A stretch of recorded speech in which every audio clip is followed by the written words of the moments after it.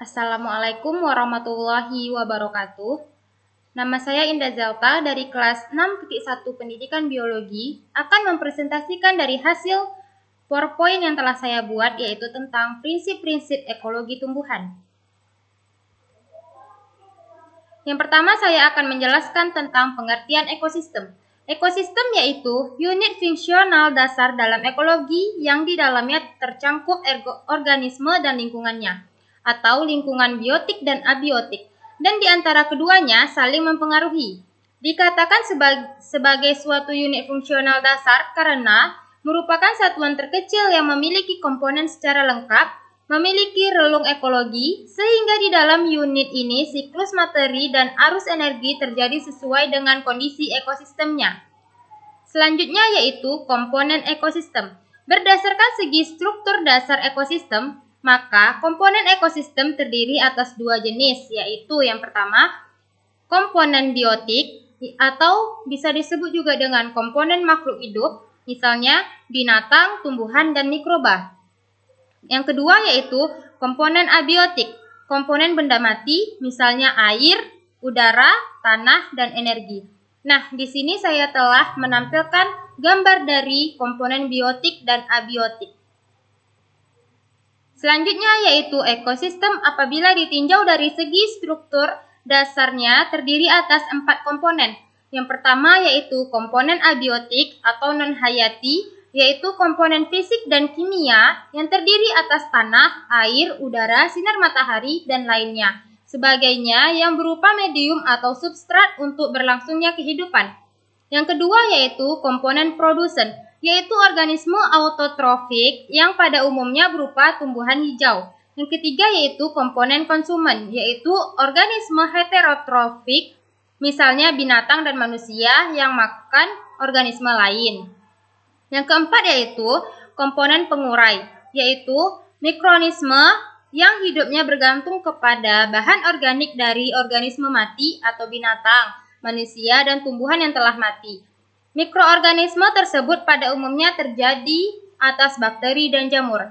Nah, di sini saya telah menampilkan contoh gambar dari komponen abiotik, komponen produsen, komponen konsumen, dan komponen pengurai. Selanjutnya yaitu keseimbangan dalam ekosistem. Keseimbangan yang terdapat dalam suatu ekosistem disebut homeostatis, yaitu homeostatis berasal dari kata homeo yang artinya sama dan statis yang artinya berdiri. Oleh karena itu, homeostatis itu sesungguhnya adalah kestabilan yang dinamis karena perubahan-perubahan yang terjadi pada ekosistem akan tetap mengarah kepada tercapainya keseimbangan baru.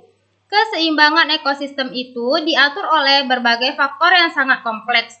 Faktor-faktor yang terlibat dalam mekanisme keseimbangan ekosistem antara lain mencakup mekanisme yang mengatur penyimpangan bahan-bahan, pelepasan hara, pertumbuhan organisme dan populasi, proses produksi, serta dekomposisi bahan-bahan organik. Selanjutnya yaitu habitat dan relung. Di dalam habitat, setiap makhluk hidup mempunyai cara tertentu untuk hidup. Misalnya, burung yang hidup di sawah, ada yang makan serangga, ada yang makan buah padi, ada yang makan katak, ada juga yang makan ikan. Cara hidup organisme seperti itu disebut relung atau niche. Relung atau niche menunjukkan peranan fungsional dan posisi suatu organisme dalam ekosistem. Menurut Resosoerdarmo, relung yaitu posisi atau status organisme dalam suatu komunitas atau ekosistem tertentu.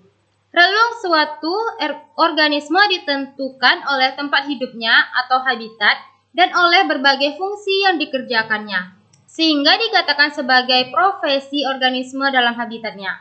Profesi organisme menunjukkan fungsi organisme dalam habitatnya. Berbagai organisme dalam hidup bersama dalam satu habitat.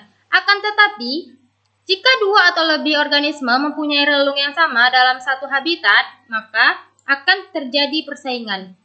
Makin besar kesamaan relung dari organisme-organisme yang hidup bersama dalam satu habitat, maka makin intensif persaingannya. Selanjutnya yaitu energi dalam ekosistem. Energi yang dimiliki oleh setiap organisme hidup adalah energi kimia yang diperoleh dari makanannya dalam bentuk protein, karbohidrat, lemak, dan sebagainya. Energi tersebut diciptakan pertama kali pada tingkatan produsen, yaitu tumbuhan hijau dengan mengubah energi matahari ke dalam bentuk energi potensial. Energi potensial adalah energi yang tersimpan dan dapat digunakan untuk melakukan kerja, contoh protein, karbohidrat, dan lemak. Hukum termodinika 1 berbunyi, energi dapat diubah dari satu bentuk energi ke bentuk energi lain, tetapi tidak pernah dapat diciptakan atau dimusnahkan. Yang kedua yaitu hukum termodinamika 2 berbunyi, setiap terjadi perubahan bentuk energi, pasti terjadi degradasi energi dari bentuk energi yang terpusat menjadi bentuk energi yang terpencar. Dan di dalam proses transformasi, energi selalu melepaskan panas dalam bentuk energi yang tidak dapat digunakan. Selanjutnya saya akan menjelaskan tentang rantai makanan. Rantai makanan yaitu transfer atau pemindahan energi dari sumbernya melalui serangkaian organisme yang dimakan dan yang memakan. Pada prinsipnya, rantai makanan dapat dibedakan ke dalam 3 kelompok sebagai berikut. Yang pertama, rantai pemangsa yaitu pemindahan energi dan materi dari produsen atau tumbuhan ke binatang kecil, kemudian ke binatang yang besar, dan berakhir pada binatang yang paling besar. Yang kedua yaitu rantai parasit, yaitu pemindahan energi dan materi dari organisme besar ke organisme kecil. Yang ketiga, rantai saprofit, yaitu pemindahan energi dan materi dari organisme mati atau bahan organik ke mikroorganisme atau jasad renik. Yang ketiga yaitu jaring makanan. Jaring makanan yaitu gabungan dari berbagai rantai makanan. Semua rantai makanan dalam suatu ekosistem tidak berdiri sendiri, melainkan saling berkaitan antar rantai makanan. Bahkan di dalam ekosistem, ketiga kelompok rantai makanan saling berkaitan. Jaringan makanan dalam suatu ekosistem dapat menggambarkan kestabilan ekosistem tersebut. Makin banyak rantai makanan dan makin besar kemungkinan terbentuknya gabungan dalam jaringan makanan, akan menunjukkan kestabilan ekosistem makin tinggi. Selanjutnya yaitu tingkat trofik. Tingkat trofik 1 yaitu semua organisme yang berstatus sebagai produsen. Tingkat trofik 2 yaitu semua organisme yang berstatus sebagai herbivora. Tingkat trofik 3 yaitu semua organisme yang berstatus sebagai karnivora kecil atau konsumen sekunder. Tingkat trofik 4 yaitu semua organisme yang berstatus sebagai karnivora besar atau karnivora tingkat tinggi. Tingkat trofik 5 yaitu semua organisme yang berstatus sebagai perombak atau decomposer dan transformer atau semua mikroorganisme. Selanjutnya saya akan menjelaskan tentang struktur trofik dan piramida ekologi. Struktur trofik dapat diukur dan dideskripsikan dengan istilah biomasa atau standing crop, persatuan luas, atau dengan pernyataan jumlah energi yang terikat per satuan luas waktu pada setiap tingkat trofik secara berurutan. Selanjutnya, piramida ekologi dapat digolongkan ke dalam 3 tipe piramida, yaitu yang pertama, piramida jumlah, yaitu piramida yang menggambarkan terjadinya penurunan jumlah individu organisme pada tiap tahap tingkatan trofik. Nah, di sini saya telah menampilkan contoh gambar dari piramida jumlah. Yang kedua yaitu piramida biomasa. Piramida biomasa adalah piramida yang menggambarkan terjadinya penurunan atau peningkatan biomasa organisme pada tiap tahap tingkatan trofik. Nah, di sini saya juga telah menampilkan gambar dari piramida biomasa. Selanjutnya yang terakhir adalah piramida energi. Piramida energi yaitu piramida yang menggambarkan terjadinya penurunan energi pada tiap tahap tingkatan trofik. Di sini juga saya telah menampilkan gambar dari piramida energi. Selanjutnya yaitu siklus biogeokimia. Siklus biogeokimia dikelompokkan ke dalam tipe siklus gas karbon, nitrogen, dan belerang. Siklus padatan atau sedimen atau bisa disebut juga dengan fosfor, dan siklus air atau hidrologi. Siklus karbon. Karbon merupakan salah satu unsur yang mengalami daur dalam ekosistem.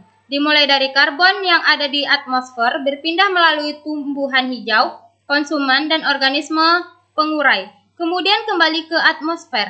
Di atmosfer karbon terikat dalam bentuk senyawa karbon dioksida atau CO2. Karbon dioksida merupakan bagian udara esensial yang dapat mempengaruhi radiasi panas dari bumi dan dapat membentuk persediaan karbon anorganik. Proses fotosintesis yang terjadi pada tumbuhan hijau merupakan proses pengubahan karbon dioksida sebagai karbon anorganik menjadi karbohidrat sebagai senyawa hidrokarbon yang dalam hal pengubahan karbon disebut juga senyawa karbon organik dalam tubuh tumbuhan, disertai dengan penyimpanan energi yang bersumber dari radiasi matahari. Sehingga dalam tubuh tumbuhan tersimpan energi yang disebut energi. Sekian dari presentasi saya. Mohon maaf apabila ada kekurangan dan kesalahan. Wabillahi taufik walhidayah. Wassalamualaikum warahmatullahi wabarakatuh.